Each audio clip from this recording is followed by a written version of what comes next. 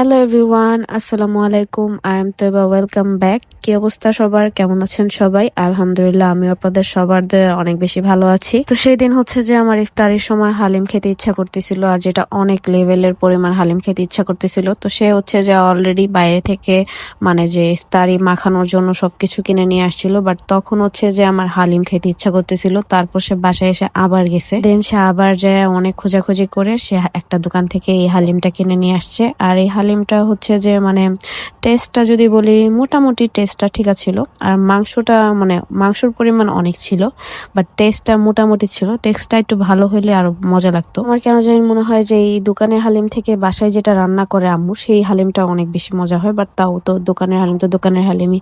আর এখন তো আর হালিম রান্না করা যাবে না, কারণ এখন হচ্ছে যে একদমই ইফতারের 10 মিনিট আগে তখন হচ্ছে যে আমার হালিম খেতে ইচ্ছা করছে। তো তখন তো আর রান্না করা যাবে না, তাই না?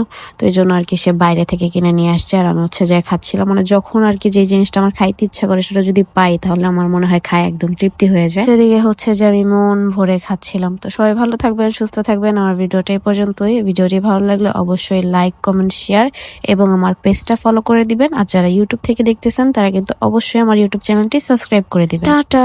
এদিক দিয়ে আমি খাইতে থাকি। সবাই ভালো থাকবেন। টাটা।